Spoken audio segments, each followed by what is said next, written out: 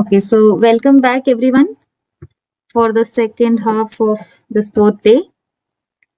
Dr. Bipin. Yes. Yes, okay. And Dr. Rajib. No, Rajib is not yet here. So, Dr. Bipin, will you share? I mean, you will take this. I will tell about the code which I showed the Yes. presentation. So I don't know whether we can run the code, but I can go inside the code and tell some structure. Yeah. I don't think running the code will do any code because it takes a lot of time. Then doesn't. I mean, it doesn't make any So sense. yeah. So for just I can give a overview of the code. So you may please start with the overview then. After your Yeah. session, after you're done with it, then I would like to let the participants know that we have almost all the resource persons here. So you can post your questions, unmute yourself, ask your questions, and have a good interactive discussion session after Bipin's session is done. So, Dr. Bipin, you may please start. Okay. So let me see.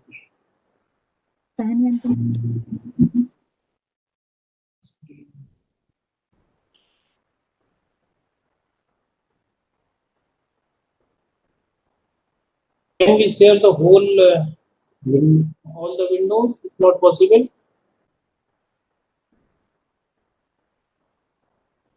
We can share.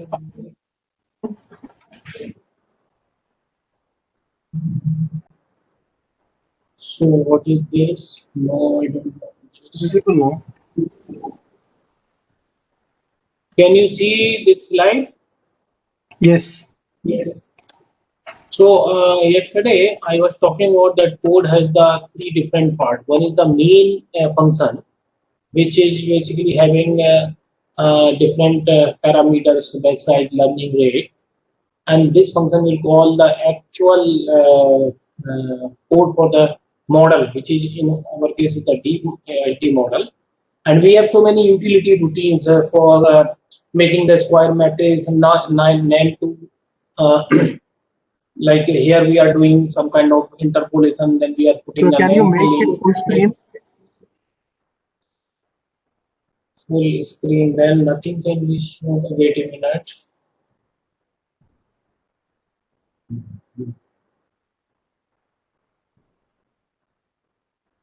Can you see now, or still you want full screen? It's not visible now. It's visible, sir. Still you want to When you start the PPT mode or something, presentation mode. Can you do it in presentation mode? That will be. Yeah, actually, I don't want to do presentation. I'm just showing one slide. Then I have to go to another sharing. No, that's why I'm not doing. Okay, so so what I was saying that this is some way go here. So actual we have the three different part of the code. So the three different part, one part will be the training part. In the training, we will have the main function, main code, and then we will be having a testing code. So in the main training code, we will have main function, we will have the actual model, the code for the model, and there are some utility functions which utility functions are used for this purpose. What I said. So basically, this is the input. We make it first interpolation, then we remove all this negative value, put it to nan value. Then we get this 129 by 135. From 129 to 135, we make a square matrix so that we can do the convolution. And then this is basically the input which we give. So this is what I want to show the same thing in the code. So now if I share the other thing, it cannot be. I have to go again, na?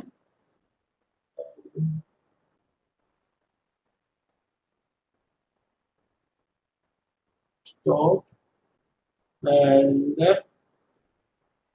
see here. Okay. Is it visible?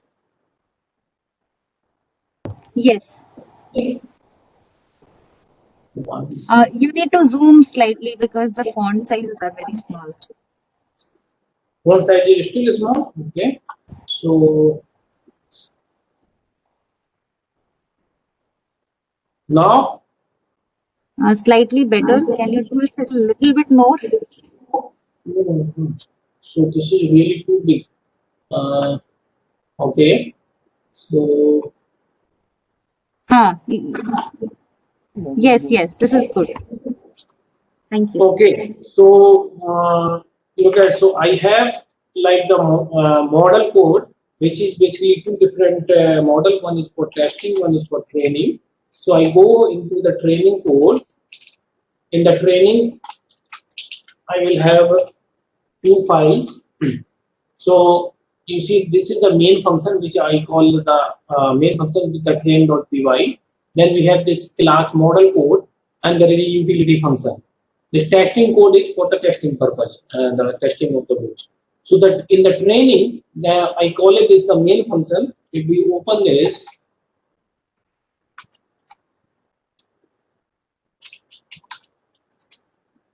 so now if I go one by one, these are the few libraries we are using. So NumPy is as usual. We are using the TensorFlow. We are using H5 and Xarray. Globe is not being used currently in this version. So H5 is basically when we are saving the model, the training model which we are training, we save as .h5, and that is what the test code will read it. And this is for matplot. And xarray, as usual, it was told in the Python course that xarray is to handle the array in the parallel mode or in the different chunks. And then these are the two different classes which we have defined. This is the user defined. So that's what I showed, that we have the utils.py, we have the deepsr.py. This is our user defined functions. So it is not directly from the library. So that's why we have different syntax here.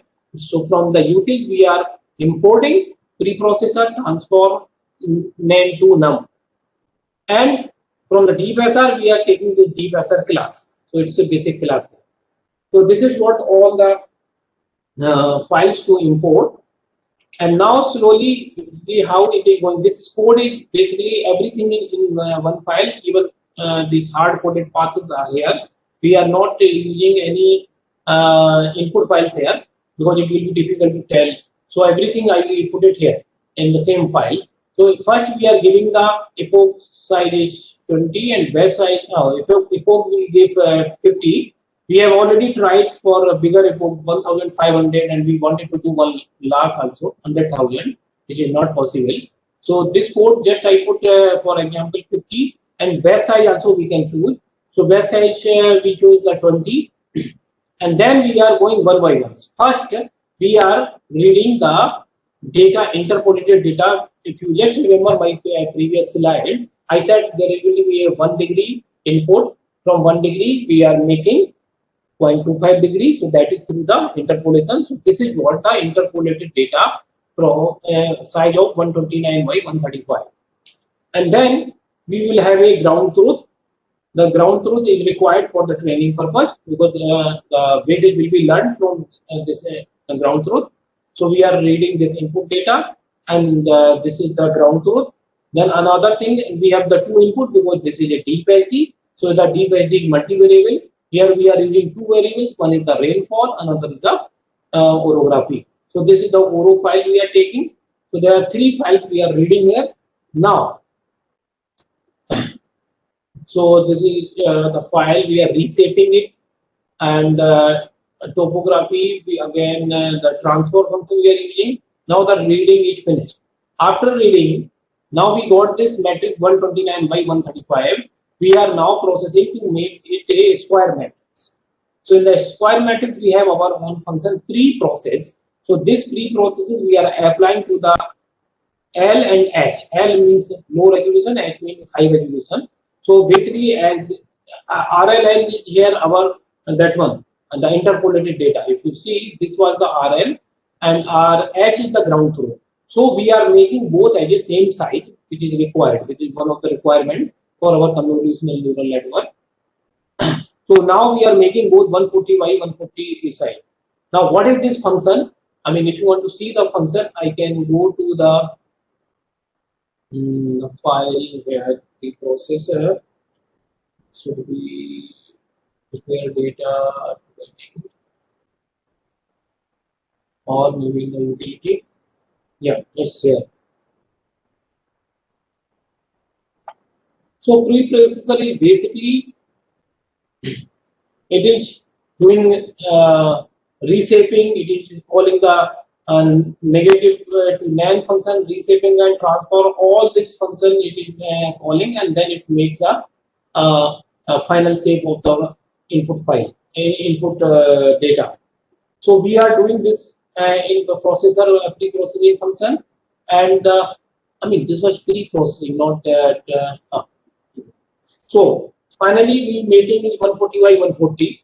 Now we check it before going further, putting into the deep SR class. We are checking whether shape is correct or not. So when we run the code, initially it will tell that what is the shape of input, what is the shape of label side. So our label means the ground truth, where we are taking the information to get the weightage, the learning purpose, and the input both should be the same side. Now we are calling the deep class, the diversity function actual code. So here we are giving the number of epochs here. So this will do epochs whatever we are giving in the beginning. So that will go here, and then input, then the label. So input is that our interpolated data. Label is our high resolution. Learning rate, whatever the learning rate is 10 to the power -4, and topo is the this topo is another input. We are giving extra input here, and then it is doing the calculation. So this is what the main class which is creating generating the doing all kind of epochs, all this algorithm what I discussed yesterday, and this function is again preparing the data for making the output of this model. So what we did, we actually taking the whole file, we are doing so many patches. If you remember in the SRCNN, we are dividing the whole data into the different patches. Then we make the high resolution with all the patches. Then we have to collect. So we are again preparing the data and then sending it to the training function. This training function is basically it set all the model parameters and whatever required and it save the model. So the training function, I can go here. Yeah, this is the function. So now in the training function, it is basically setting what are the different parameters we need, and it is also saving the history, which history we are writing in a file which is called the this is the name we gave initially, npz. So this is the file we will use for the purpose of if we want to do what is the loss function, what was the whole history of the loss at different items, it is decreasing, converging or not converging. Every information will be available in this file, so we can do the analysis later on. And this is the final model .h file. So this .h file is basically being read into the testing code. So the you can give some input data. It will go through this model and it will produce the output file, the output this high resolution image.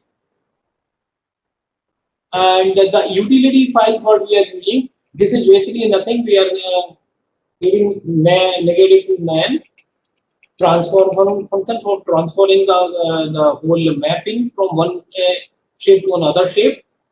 Okay, now I go to the.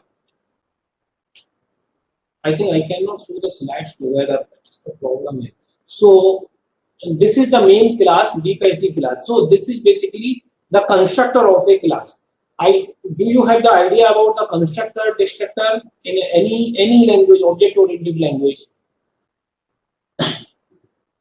So basically, if you know the Python, then you must be knowing or you must have heard about the constructor. This is also available in Java and C++ and any other object-oriented language. So this is the constructor. Whenever we take any instance of this class, immediately all these values will be initialized. That is the meaning of the constructor. So now this is the actual model. So if you remember my the figure SRCNN, or you can just search on the Google, you will see this SRCNN. We have just written the code based on this paper, which I studied it Dong et al. 2014. So in the Dong et al, you can see that there is three layers. So it is based on that paper, but everything is different here. Our all these parameters are different. How the page size is, what are the how we are dividing the image and all. So now we are, if you see overview of the code, this is the first convolutional layer. So it is the input layer where kernel is 9 by 9. I told yesterday this 9 by 9 how we chose. This is all based on our experiment. Okay. Then we are adding. This is the add con 2D. This is the one con 2D layer.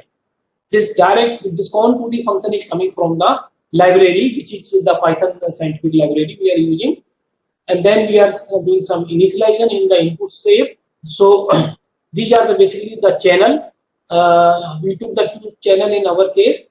So this is the first layer. So I cannot show you the my PPT, but if you just recall that we have the three layers in this case. Three layers. One layer was doing the patching. So if any image is giving, we are doing the patching. Then we are passing this patch to the second layer, which is basically doing all non-linearization and making the this transforming this patch into the high resolution. And so this is the second layer, which we are calling the flattening layer. Here the kernel size was 1 by 1. And finally, when this patch is ready, the high resolution patch is ready, we are reconstructing the whole image. So this was the overall concept. So the main code, the main model code is in the same way we have written. The first convolution layer, second convolution layer, and the third convolution layer.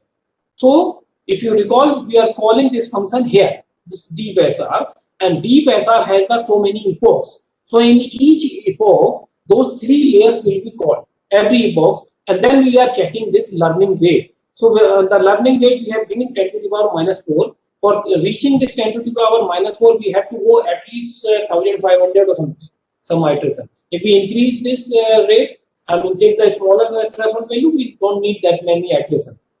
So now, so this function is being called. Once all the epochs are finished, then it will start saving the data model and saving that history file. Okay, so this is what our model function. And one more thing. So all this layer, it is not complete. So these three layers. Then finally, before writing the model or before producing the output, we are also setting what is the loss function and optimizer function. So yesterday I told we have chosen the ADM optimizer function. This optimizer function means we are optimizing our that approximation function Z, where we are writing that Z is equal to W into X plus B. B is the Bayes vector and X was the input and W is the weightage, and we are doing the convolution between W and X. So we are using the Adam function for optimizing, and then our loss function. Loss function is the mean square error MSE, and accuracy is based on our learning rate. And finally we are putting the model summary. So this is the whole model function. And prepare data, which we are taking initially when reading the data before putting to the model, we are also calling a function called the prepare. So this prepare function is basically to divide the image, the size which we want to give as a particular patch. So what is the size of patch? So for that we need to create some kind of data structure and zero, and also finally, I mean, this is the function which is doing all those uh, patching and dividing the whole image. So that's why the name we put the prepare the data, means it is preparing the data to give to the input. We are dividing the whole data, and one by one patch it is going and making the high resolution patches. And then finally we are putting the in a converting the list to the array. So this is patching, and then again we are making the array, and finally this go to the training set. Training function is saving the model. So this is the model we are saving. So I mean, this is over the overview of the code in in the same way what I showed you here. Okay, so first I will show you this one.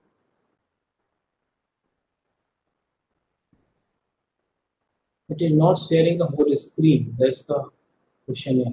So as you see that these were the three different part of the code which I have shown you into the deep class, the function, and this is this is the overall training code. So in the training algorithm, we are just importing some of the modules which I showed you that in the from the Python scientific library, some of the library we imported, and then we read the data. After reading, we are sorting, we are pre-processing. Then we are checking whether the same input level and the output level are same or not. That is with the preparing data and reshaping. Finally, making 140 by 140, and then we are giving this making the data and patches, model data, everything is there. Finally, the training function is called, which is saving the model. So this is the algorithm. Okay, so overall code is saying that we will have some training. Okay, and the training part we will do so many epochs, backward and forward. Finally, the model will be saved, and when the saved model is there, we will give some input, the testing code. So generally, whatever the data we are normally giving 70-80% data for training, some data left for the testing purpose. So in the testing code, we are giving this data as a input, and then it will go through the model, and model will produce the high resolution image. So I can also show you maybe the training function, which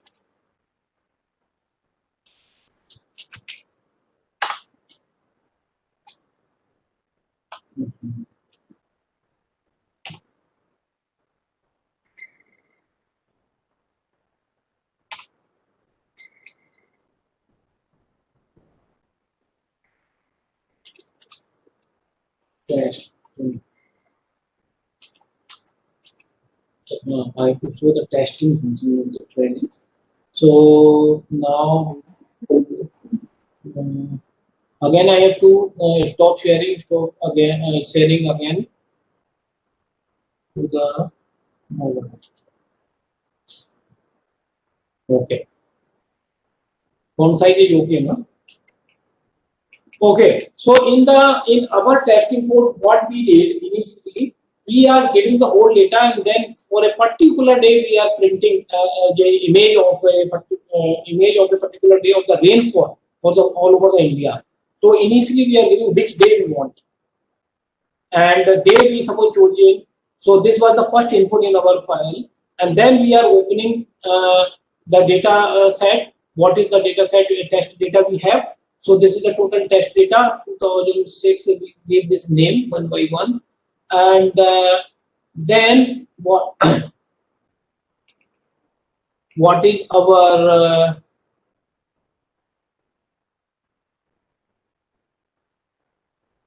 okay, this is the actual ground truth data, which is basically required to compare the data. So it was in the GRD format. So we are doing some kind of processing to make it final format of our the requirement as per the our model size. So like 140 by 140. So from GRD we are making reading it and making the same size, whatever is required size. Then we are reading the orography data, and finally all those things transformation or uh, transformation name to num, everything is here. But I wanted to show you the last one where we are. So this is the line where we are loading the model. So if you see that dot h5, I think I don't have the same model here, which I showed you in previous directly. But this is the way we are actually saving this model dot h5. And once we are reading the model, we are calling this model and we're putting our input data, and this input data will produce some kind of map. We are directly putting a JPG format picture. uh, yes, so this what we will get it. So actually, I cannot go through a line by line of whole code, but I just wanted to show you whatever is given in that this one Dong et al. Paper. You will we have developed a similar kind of structure, but we have made so many different files to make code a little bit more readable. So if anybody wants to try this code, you can directly go search on the SRCNN image high resolution SRCNN in the Google. You search it or in the GitHub. Now you will get different code. So not only this Dong et al. Code, but I have seen today this morning there were 2, 3 or maybe more than 3, 4 different GitHub code are available. So anybody can try it. First, try the sample code from the internet, and then you can apply the same code on your data, whatever the data you want. Okay, so I think this is what I have now, and we can open for the discussion. Yeah, thank you. So look at if Dr. Rajib has something to say. If he is available. Let us check. Yeah, I am there. Actually, yes, thank you. No, I don't have anything planned. I think yes. Okay, So, so the floor. Yeah, sorry, sir, go ahead. Sorry. in this example, we have taken IMD data and we have faced a lot of issues in the undefined data. Okay, so suppose IMD data does not have anything over ocean. So it's not only the code, the pre-processing part of the code is also very important. How we got rid of those type of problems in this code, and how it's not just a missing value, because when you do two-dimensional convolution operation, in the boundary you have a high western Ghat rainfall, and next to the boundary you have Arabian Sea, which has no data, undefined. So how do you do convolution for such a system? It's indeed a challenge. I mean, it's a mathematical challenge, and it's a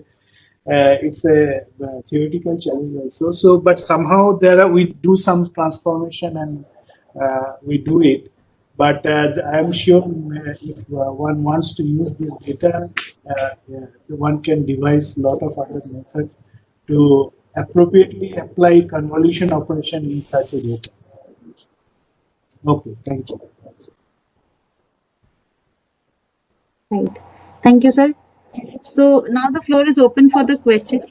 There are a couple of questions in the chat box. I request all the resource persons to kindly keep looking at the chat box, as well as participants. May please unmute yourself and ask your question to the resource persons here. So please go ahead.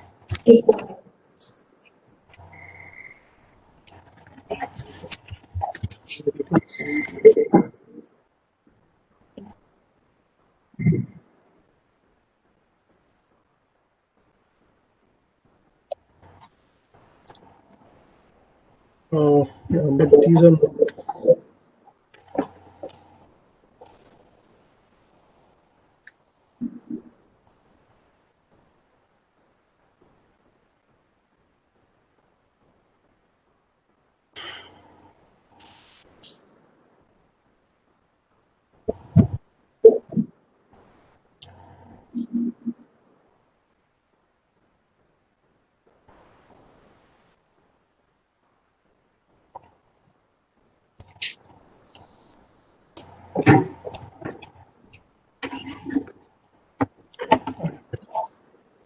So, Dr. Bipin, there are some questions I think regarding your code. What is this? If we convert the null value as negative in the input, will the negative value also be trend? No, that's why we are converting negative to null. This is the main part of the data processing here. Okay, and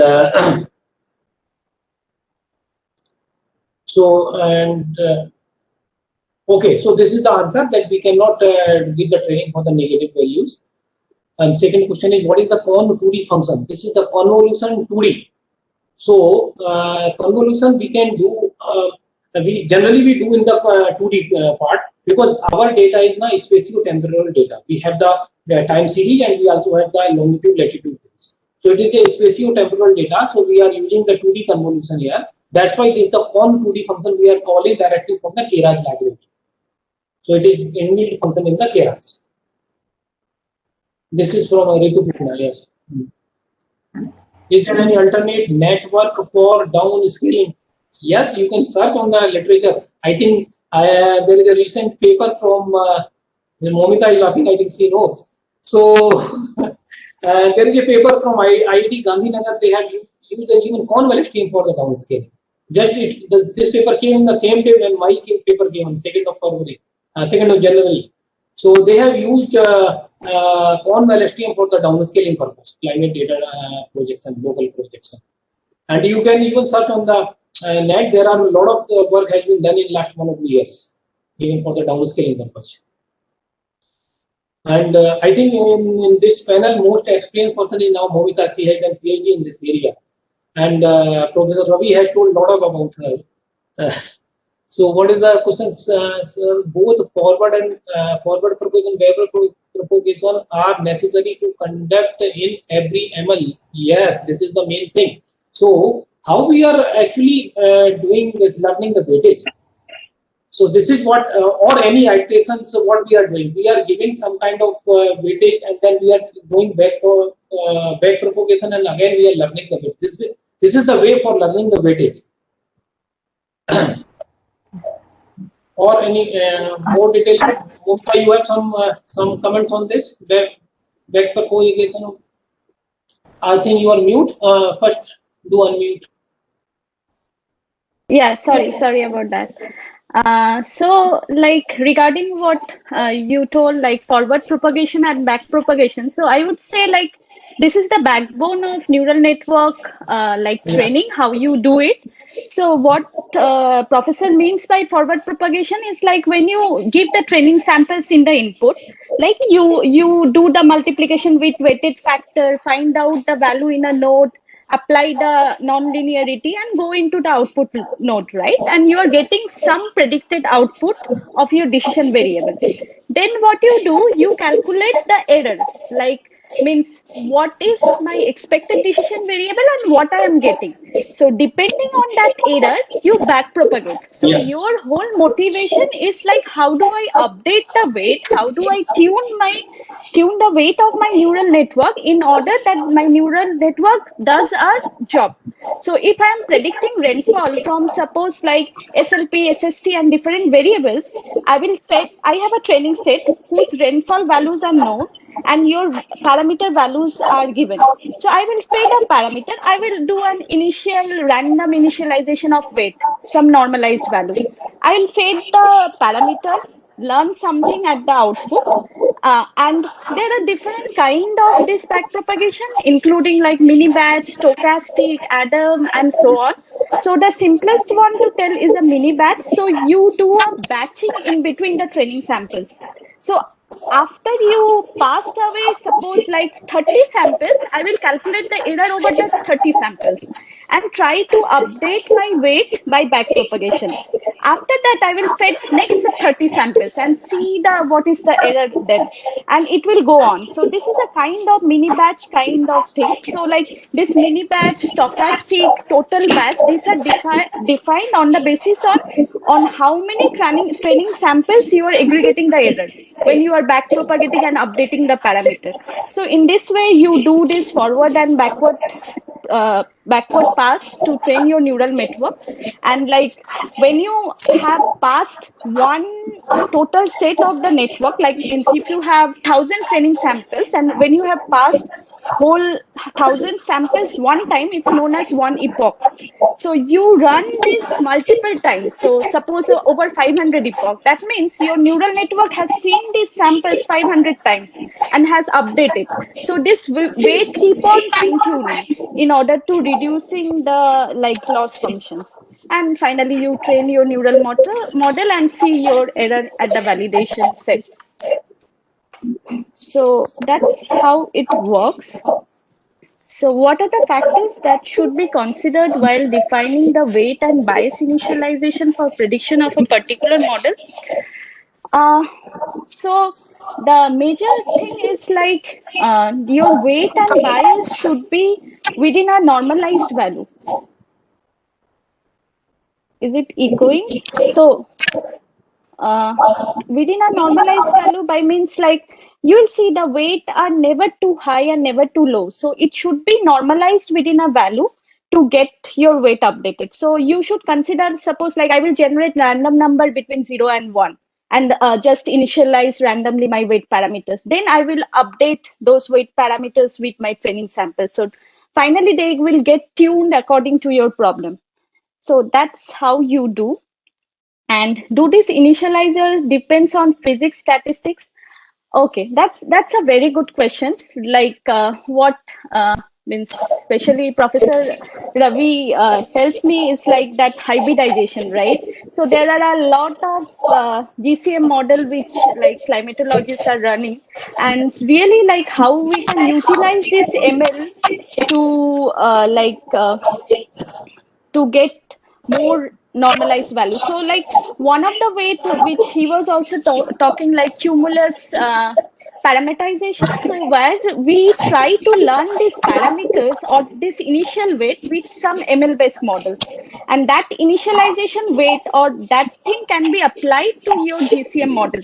So like it's interdependent. I will say, of course, if you get some physics based information like how my weight should be, and if you incorporate that into your neural network, of course your model should perform better. In the reverse sense, if you use machine learning to learn some weight and learn some initial condition on which this GCM model should run and use that instead of random initialization, that would also help the GCM model to get like better and better prediction. So it's a both way direction. So really when we can have this hybridization and utilize each other advantage, that's when like you should get like some good future prediction model. How did you get to know about the number of filters in use in each of the convolution layers in a trial and error process? So that's again a parameter I will say. So it's not always trial and error, but like there are some standards like this many convolutional layers performs this kind of job. So you have a lot of literature model, and what like people say that transfer learning is important. So if you really get into the literature and try to learn model, like what kind of model are working better, you will see an uniform structure. So it's always better to start with a network which has been already used. So instead of framing a new network, yes, I have two hidden layers, one output, you try to use some network which have already been used and established. So that's a kind of transfer learning. Try to use their weight, initialized weight, and then fine tune your model according to your problem. Suppose like I have an image classification and I have 1,000 classes out of that, but I only need to classify my set, which are 3 classes. So I will take the first part of network as same, and I will just like replace the output layer with 3 nodes and fine tune those weight on my problem. So that would give you much better results rather than like initializing and making the network from very beginning and just randomly selecting it. So it always depends on like use literature, use GitHub, see what are the trends, and try to utilize what we already have and fine tune on your data. That will help you save a lot of time and like help you to reach the global optima much faster. That's the objective. Yeah. So can you please suggest the minimum computational hardware required, such as GPU or CPU for ML model? So again, it depends on the data. So if you have GPU, of course, use that, because like more and more data you have, more number of epochs you run, the better fine tune your model gets. So really like when you are working at very finer resolutions, like you have data at every 0.2 degree or even smaller, some kilometers, they are really a large data, right? It's a big data problem. So big data means it's huge volume, it's huge variety, and it's huge velocity. It's coming, it's like we are accumulating data over time at high speed. So really to utilize that, you need GPU if you want that scale. But like I won't say that's if you can't work on ML problem. If you have a smaller data and like a smaller domain, like of course, like I have started writing my codes in CPU when I was in PhD. So it's always possible, but like more data you can use, more resource you can use, like more fine tuned your model is, or like more better it gets. So GPU, I think any Tesla processor is good enough. And like if you have a good RAM like 64 GB and some clusters, like you can run those models, ML models. Because like I feel like it's more harder to run the GCM models. Means ML models can run on that architecture. That's what I personally feel. How come the deep neural network model replaced the parameterizations of certain physical schemes in any other dynamic models? Uh, okay. So I haven't done exact work in these directions, but like what I feel, what I was telling, like if you have a problem and you know what you are trying to do, you can really tune a neural network according to that. You will get some weight or conditions which can be optimized or which can be used for parameterization into your GCM model. So I'm not an expert in GCM model or climate model, but like that's how I feel. But like details may be said by professor, I don't know, other guys. Uh, Next Actually, is, I yeah. want to add here. Uh, suppose this question is a very interesting, like physics based neural network problem. And so one of the way people have tried is you use input as temperature, precipitation, and many other variables, and then you train it to get the temperature tendency from the physics, moisture tendency from the physics, and then you get these things you train and create a network based model, so that you get a robust representation of, if this is the temperature, then this should be the tendencies from the other physics. So some results actually show, like systems like NGO and this type of systems, intense rainfall events, for example, something can be captured in this direction. So yes, it is a interesting thing, but because you remember physical parameterization, when you say, it depends also on certain basic assumptions. Suppose when we are cloud model, when you are entraining a model, the cloud entrainment rate is a dependent on level, which level you, and those things are empirically decided based on observation, several field observations. Well, so those observations have empirical relations, which we are trying to replace using another empirical set of equations. So yes, I guess there is a lot of hope in doing research in this direction, and the CNN models can be used in this direction. Okay, thank you.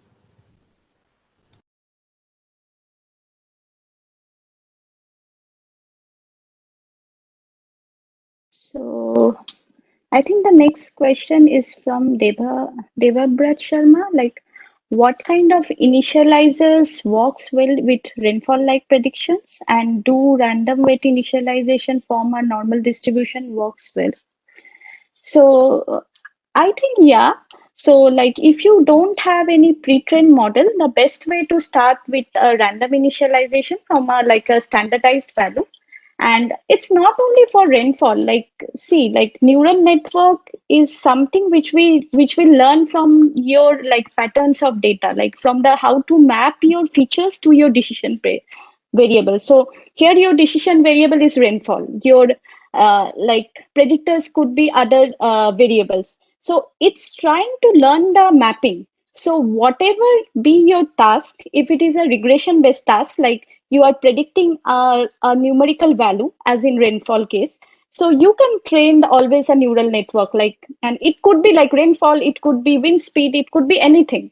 So the task of the neural model is itself like it it learns the mapping from your input to output.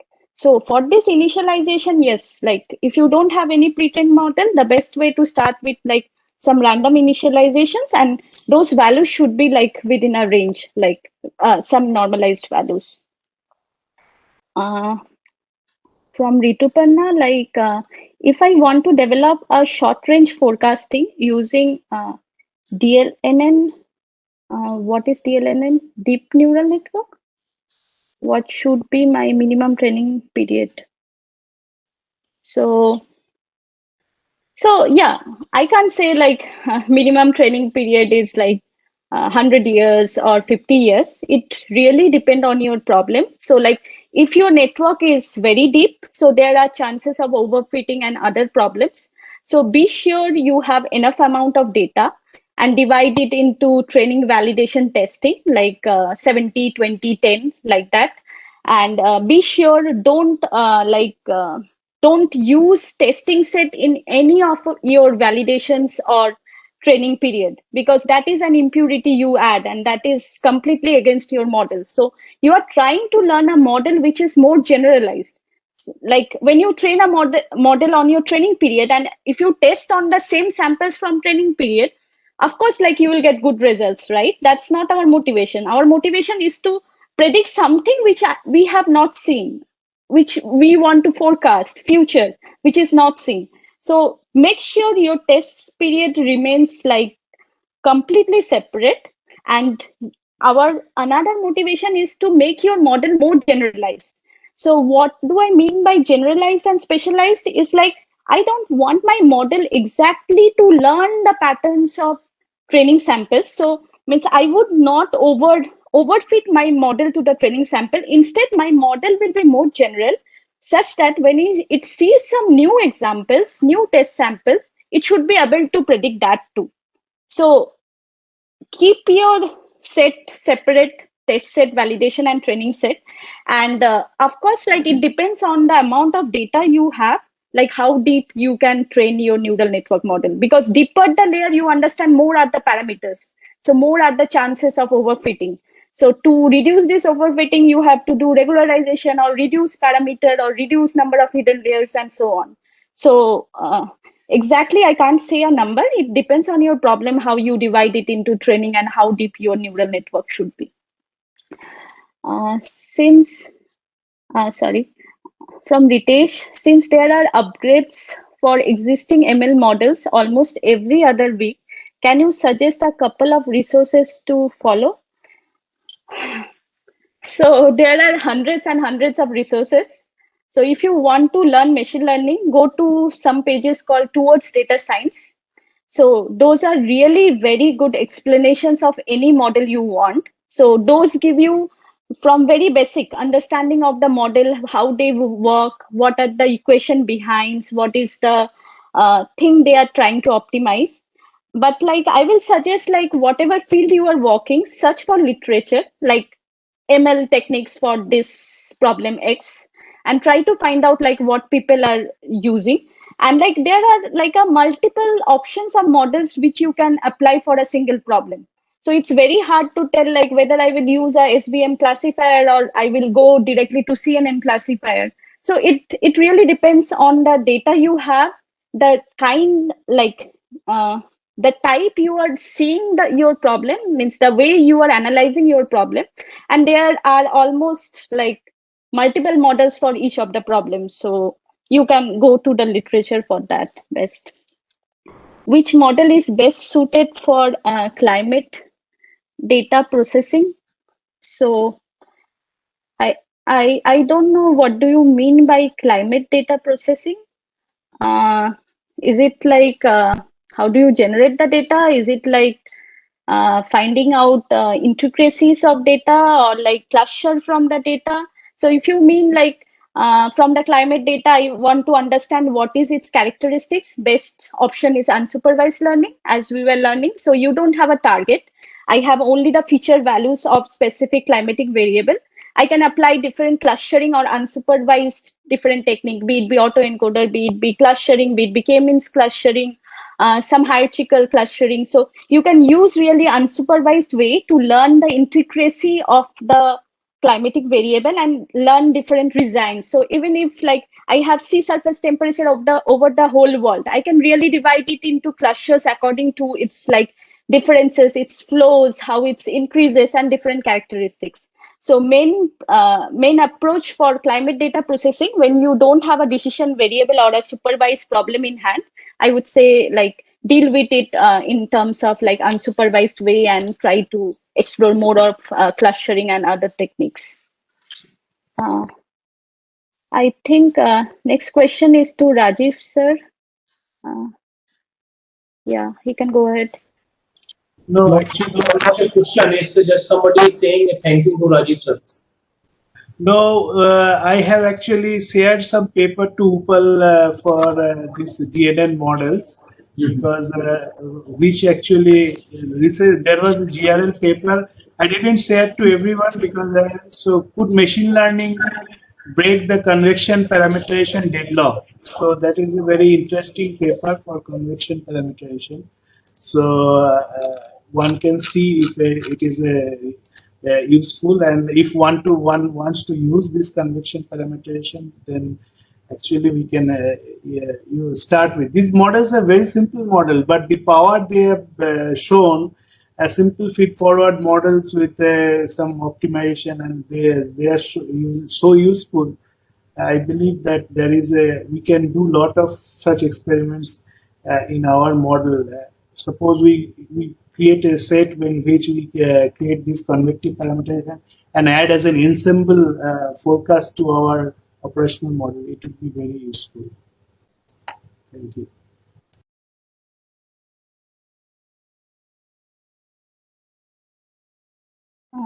Okay. The next question is like, does validation set go for training? Of course, no. Validation set you can consider similar to test set. So like, why do we use this validation set? So I told like, we should not make any impurity to our model training by incorporating any samples from test or validation set. So once your model is trained on your training set, validation set is similar to test set, right? Why I'm saying so? So on this validation set, you just calculate the error, like how my model is trained. So I haven't seen any sample from the validation set. Once my model is trained with the training set, I will use sample from the validation set and test the error. Like if I'm forecasting rainfall, I will test for the samples in my validation error, like validation set, what is the total amount of error I am getting. And with that error, I can fine tune my hyperparameter. If my error are more, I think like I can hyper tune some of the nodes, or I can make my network deeper. So to tune the hyperparameters which are not tuned while training, like number of layers in your network, number of nodes in each layer, what is the activation I am using. So all these hyperparameters are tuned from the error you get in the validation set. So you can never use validation set samples into your training for sure. Previous day. Okay, next is I think from Devabrat. Like I am currently working towards prediction of Nino index using CNN as a side project. The error of my model decreases during training session, but during evaluation period, the model produced the same output for all the input. Okay, I am unable to figure out what is causing this. Is there any advice for me? Okay, so when your training error is reducing, of course, your model is learning something. But like if your validation error is constant for all, mm, I don't know, like you have to really look at the curve, like difference between your training error and validation error. And if it is going too high, so even if my validation error is a straight line and my training error is going down with time, so it means your model is overfitting, right? So you are tuning your model too close to the training set so that like you are unable to get a good prediction error or like good accuracy for your validation set. So one reason could be like overfitting your model, so which you can deal with regularization or making your model less complex and so on. But like it's little strange, like with samples, like your validation error will be constant. Means either it would go decrease, then your model is trained properly, and or it will overshoot, like it will increase, then your model tends to overfit. So, but like still there are chances of overfitting. So you should get into approaches to solve the overfitting problem.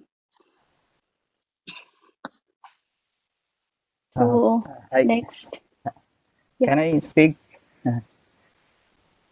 to Devabrat Sharma? I would like to suggest you to change the learning rate and also try to change the model architecture. Try to do more, add more layer, or you can also cut down some layer. You can try these things out to overcome your problem. Thank you.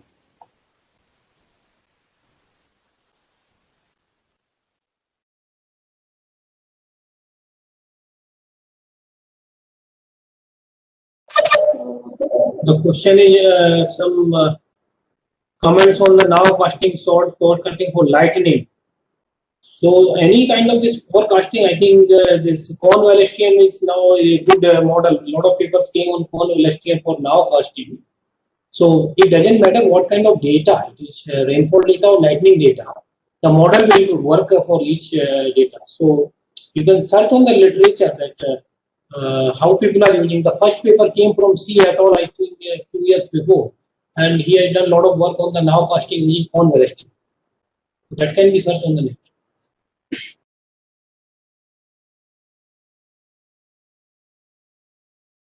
Yeah, Bipinji, this Cornwall STM paper, this Taiwan rainfall, I think they used radar echoes and they started to see very high intensity rainfall events, so convective events. So lightning means if it can detect high intensity convection events, then I think we can get a model like this. But I have not worked on this. Yeah, they have used the radar data, but you see recently, the last year, the ISRO people have used this satellite image for the now casting to find out the cloud cover area. So this our internship student did that hackathon and they won the first prize in that. So yeah, it all depends what the intensity of the data. I don't know, Monica, you have something on this? The data intensity, the regulation of the data also gives some effect on the model. Uh, uh, I'm not that familiar with nowcasting, but for I have done short-term forecasting. So what I have seen sometimes, like when you go to like more like less lead and like nowcasting or so on, so your local variables have like more effect. So that is like physically also significant, right? So like Nino can affect rainfall at a lead of 3-4 months when, but like Nino change in Pacific Oceans can't affect rainfall what is going to be tomorrow. So I will suggest like of course like a CNN based technique where you see the spatial relationship of the like variables around. That could be very useful. So like because in nowcasting, like you should more concentrate on the change of variables that are like closer to locations and also closer to time. So like what is my changes, like if you see on temporal domain and you are trying to do a time series analysis, I would say like you should say take a like a sliding window which are like very close to your like point of predictions. And if you are also seeing spatially the problem, like CNN with a small filter size which concentrate on like locally around the regions could also help. So because like local factors are more important in nowcasting. That's what I think. So another question from Ritupanna is like, to select the predictors, is it enough to follow existing literature? So I would say like, of course, it's very important to follow the literature, like what are the predictors, what people have found, what are the physics behind them.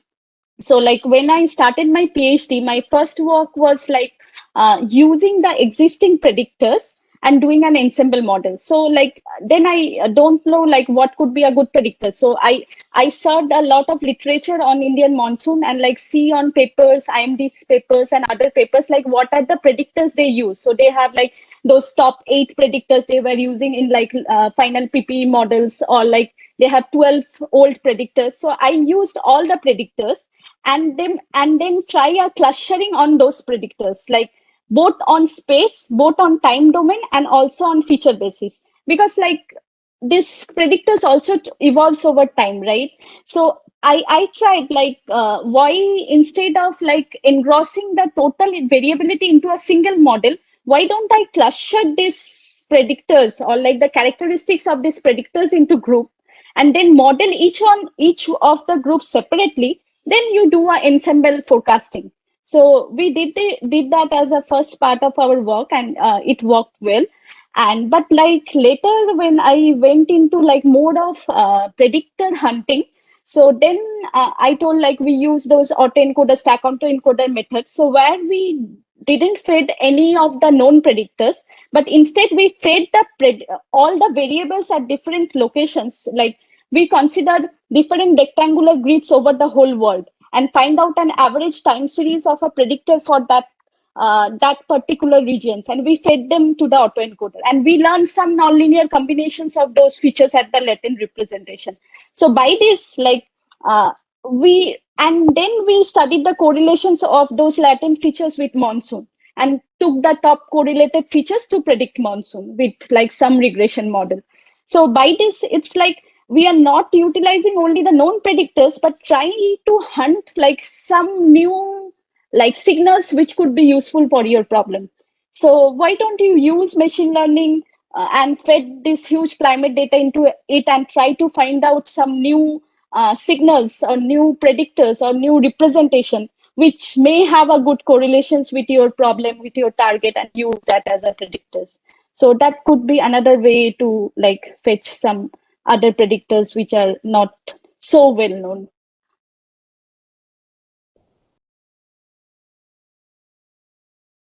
Yeah, I think that's it from the questions. Yeah.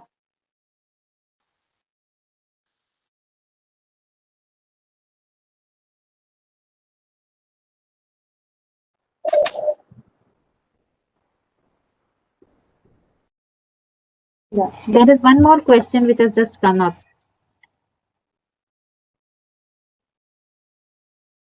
How do you do that?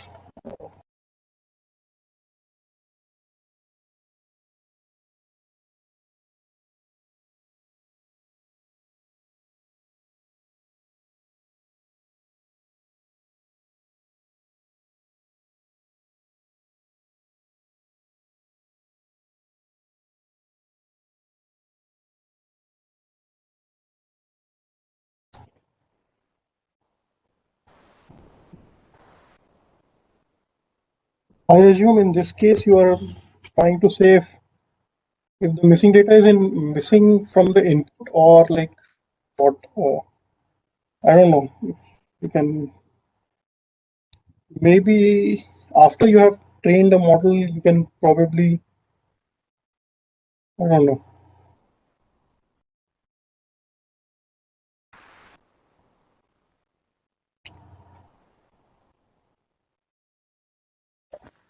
Can I say for this question? Yes, please, Abir, go ahead. Okay, I think extreme days, if you have missed the extreme days, predicting extreme days using any kind of model is very tricky, and you have to show many extreme days, previous extreme days to this model, to your model. Only then you can predict future extreme days. So you have to have more extreme days in training the model. Otherwise, yeah, your model can't capture those days if you did not feed any previous extreme values into your model. Yeah, adding to Abirlal, what I want to say is like, uh, so like when you do an extreme predictions, like it's always little better if you see the problem differently. So it's a kind of anomaly detection problem. So of course, like extremes will be very few, right? And your machine learning model will be tuned towards the directions where it gets most of the data. So even if you have some extreme points, you have normal data, like 100 times more normal data. So when you train the general ML model, it will try to engross that characteristics, that normal days characteristics. And it's really hard. And like, if you do a classification problem, like simply training a neural network, it's really hard to get like all click on the those extreme points, because like it's obvious, like you are giving your model and showing it thousands of those normal days, and you are showing only 3, 5, or like 10 of the extreme days. We can't expect the model to really click when it sees an extreme day. So like the kind you should deal with this kind of like minorities or extreme detection problem is like, there is one thing called anomaly detection, right? Suppose a fraud detection. So like in bank transaction, there are a lot of transactions and there are some only few frauds. So those are anomalies, right? Those are different from the regular data. So there are a lot of anomaly detection techniques. So you should mostly concentrate or see your problem in that aspects. And I think that would give you like more better results than to like like training a neural network model for extreme prediction. Yeah, thank you.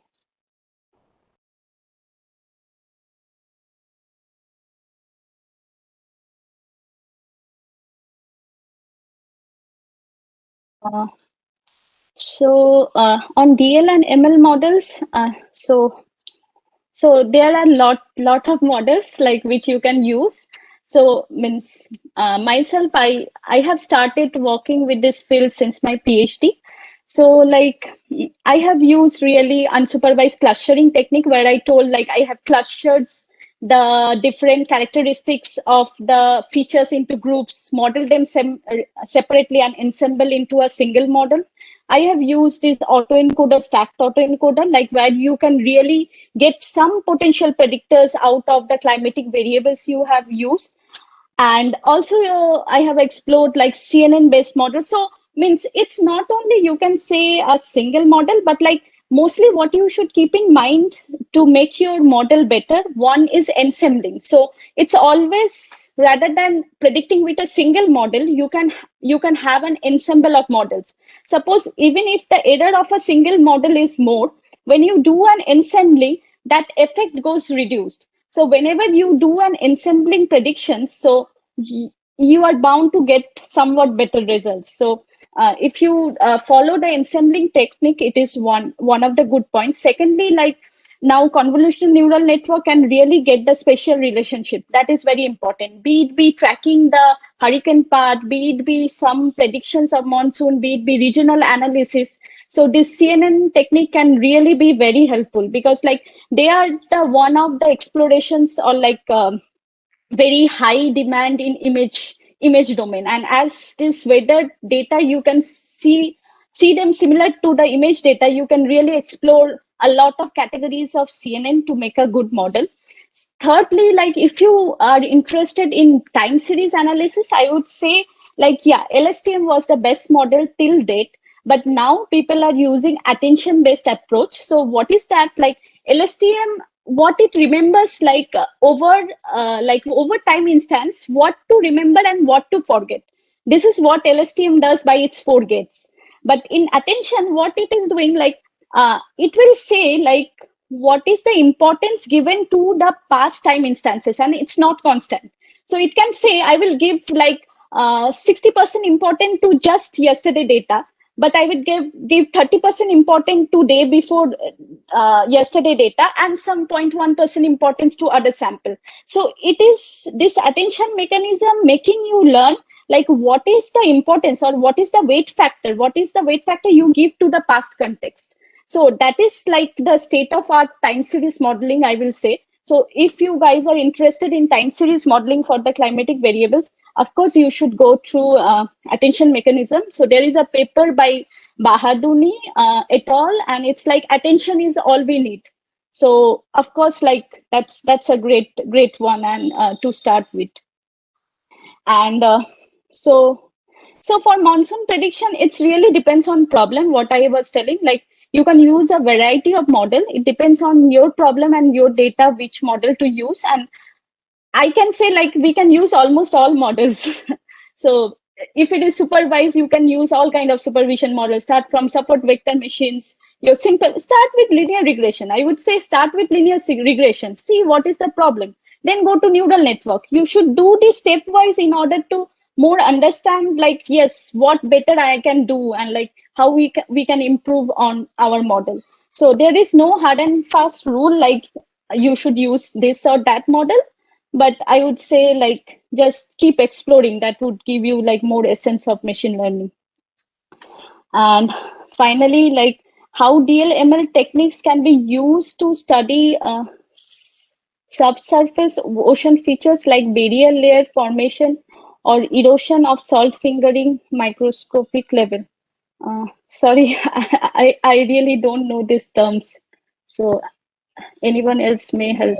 See, this is very general question that I mean, what techniques can be used? I mean, we cannot give a simple answer for that this particular problem. You can use this particular algorithm. I mean, you have to find some literature. But for this sea surface, ocean surface, I can give you some person name you can contact. There is a professor in ISC Data Science Department, Deepak Subramanian. He is working. He has worked a lot on this during his PhD postdoc and now as a professor. I mean, currently he's doing this, so you can contact to him. Professor Deepak Subramani, ISC Data Science.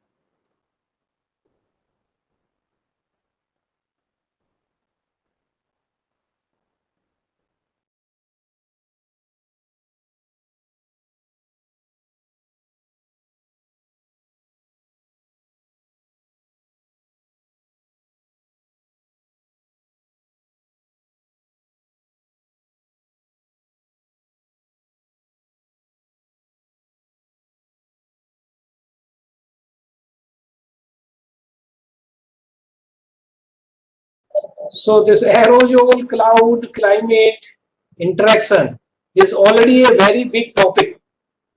So what you want to understand in this aerosol cloud? See, aerosol activation affect the cloud droplet formation. Okay, cloud droplet formation. I mean, this will change the cloud size distribution. Size distribution will change the whole cloud property, optical property, even the cloud formation, rain formation, everything. So there is a big topic. It's not a simple one. It's a whole topic to study.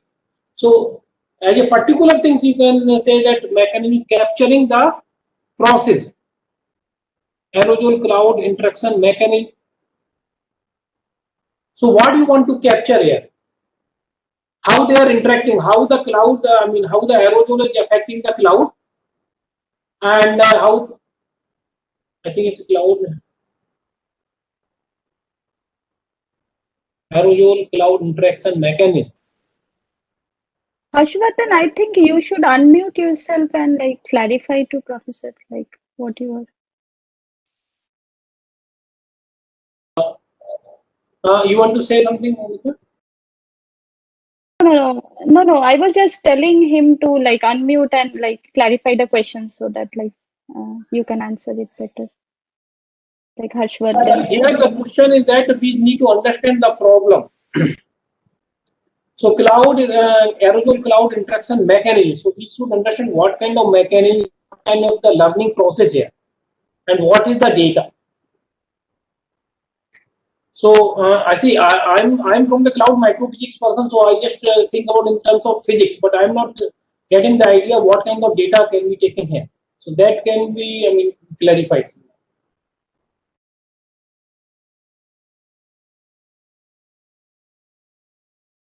It seems there is some mic issue at his end, so he won't be able to speak up. Uh, he has written that. So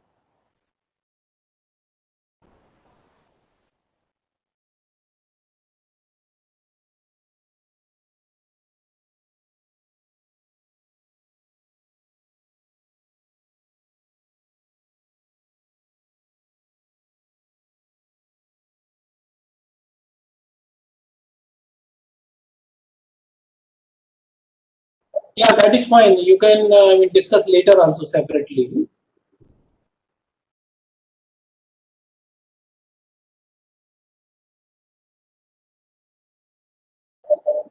I think it is done, Shikha. Yeah, it seems like that. There are no more questions. So uh, maybe let's wait for like just one more minute in case if somebody is still typing. And after a minute, then we close the session probably if there are no more questions. So let's wait until 15:46 and then we close. I have a question for Momita. Yeah. So since there is no question, so maybe 1 minute we can. Yes, sir. So this auto after doing the autoencoder and you get this patterns, which is your after training pattern, after means the decoder part, you get the input as X and decode as Y. So suppose I do a empirical orthogonal function analysis (UOF). How would be the different, or is the encoder decoder operation at the end is same as doing EOF, or it gives different patterns? Suppose I use SST as a variable over different region like you have used in your paper, and then you give get the output at the end of decoder. So you selected some predictors, for example, for monsoon. So these SST which you get, and if we you do a UAF also, so are these similar? So it gives first principle component of the SST. Uh, no, so like it's different from PCA. Like I think we call it PCA, principal component analysis. So Yes. so in PCA, what you do, like you do the SVD and you like differentiate into three vectors, like three metrics, U, sigma, and V, right? So you are the top eigenvectors in that dimensions, and like where in sigma you have the eigenvalues, and like you take you consider like, yeah, I will keep 95 or 90%, 99% of variance, and you take the top that many k eigenvectors, and those represents your data. So the major difference between what we are learning at the internal representation in autoencoder and the PCA or UAF, whatever you tell. So it's like when we do a PCA, it's a kind of linear transformation, right? So we linearly transform this higher dimension data into a case space such that like top k components compromises like more of the variations within the data. So it's a projection which is linear. But in autoencoder, as we were discussing in neural network, so it's not really linear projection, because like we are doing a weighted sum at the hidden nodes and we are applying a non-linearity, right? So we are adding some sigmoid or ReLU functions. So it's something like that non-linear combination. So it's like PCA is a linear transformations to the internal dimensions, and autoencoder is a non-linear transformations. So along with that, there are some other advantages, because like when you do a stacked autoencoder, so in PCA you get a single representation, right? So a single big decomposition into a k factor matrix or k factor dimensions. But in autoencoder, you learn these features at different levels. So at first level, it's some non-linearity like applied to the raw input, right? So if you have input as like SST of some of the places, so you take a weighted mean of those SST and you apply a non-linearity. So that's the kind of features you are learning at the first level. So when you go more deeper, if you go to the second level, so there the inputs are those non-linear features at the first level. And again, you are doing some weighted sum and adding some non-linearity. So it's like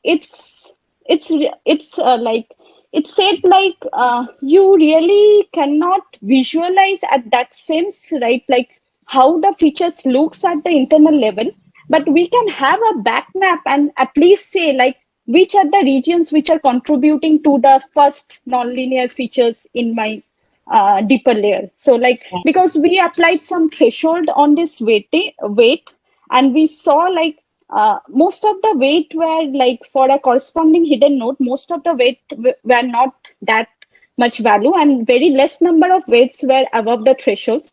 So when you weight and threshold it, cut on that weightage and find the internal representations at the deeper layer, you really could like track back and say, yes, SST of this region, and this region combined non-linearly to form my first potential predictor. But like it's not same as PCA in the sense like it's adding the non-linearity. That's where it's learning like more of complicacies or intricacies of the data.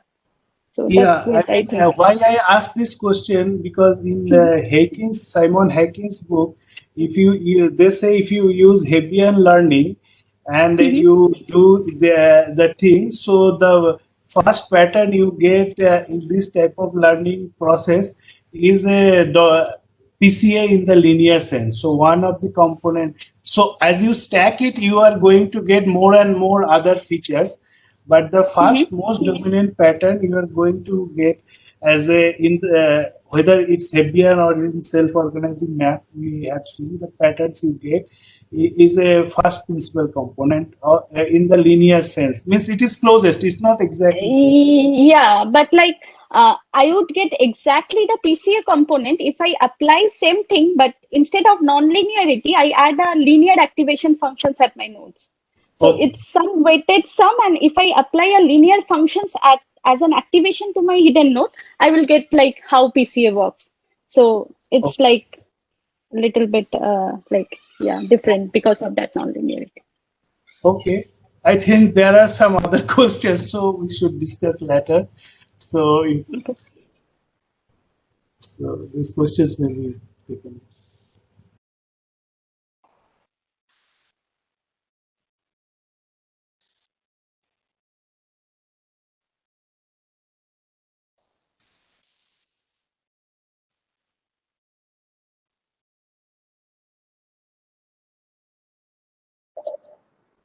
I will say regarding this CCN activation process and data, we can discuss later, uh, because there are so many variables responsible for CCN activation, supersaturation, size of the aerosol, and density of the aerosol. So we can, I can discuss, because you are inside the IITM. I can discuss with you. The next question, NWB model fails. This Momita can tell something. He is saying that NWB fails. Do we have some issue in the AI model also? All the model will have something. Okay. So I would say like no model is perfect, right? I can't say like yes, every AI model will work perfectly. It's really not possible to say such thing. But AI model also fails. So it really depends on how you frame the problem. As I'm saying this again and again because like it depends on many things, right? Like first of all, like do we understand what we are trying to do first of all? Can we really objectify what we are trying to do? Like what are my predictors, what are my like decision or target variable, like how they are related, are there any relations? So like as you have learned, like every correlation is not causality. So like there may be high correlation between two variables, but like you can't say really when two variables are highly correlated, yes, variable A affects variable B. It's not always the same. So really like without using or like start modeling ourselves with like new ML models, what I think is like first you analyze your problem, try to see like what are the predictors available and how your problem is could be framed. And AI model fails. Of course, AI model fails, and like the only way to like not fail your model is to like apply it properly. Like don't just use any model and try putting your data into it. Try to understand like which model can best fit your data and like which is like significant physically. Try to apply on those models and be sure like you keep those principles of ML, like you don't like mix between training and testing. You tuned on your hyperparameter. You have more and more of your data. Try to learn more and more of epochs. So there are some like golden rules which you must follow when you like train an ML model. And like if you go in that sense, I think like yeah, ML model can give you some results. I don't know whether they are best or not, but like yeah, there are less chances of failure then. But of course, they can fail in many cases. Thanks. Yes. So I think the question is about reproducibility crisis as well. He's asking that NWP often fails to produce identical result. Mhm. With ML algorithms also, do we have this reproducibility crisis? No. Like so, it's not with ML models. Like even like you will see the ML community mostly GitHub all their codes, right? So that's an like high proof of like you can reproduce the results. So if you see like good papers in like A-star conferences in ML, you must like GitHub your codes and your data and everything. So like you can any layman can download that code and run it and see for it. So it's reproducible. So like if you have exactly the same data and like if you have the model and if you know the parameters which are tuned, like if you know, because they sometimes provides the like updated weight also. Like we download that weight and like transfer learn our model and like train it again. So if you have those things, your model like those are reproducible. You can't say like you can't reproduce the results again. So that's not a problem in ML. Okay, right. Thank you. Yeah.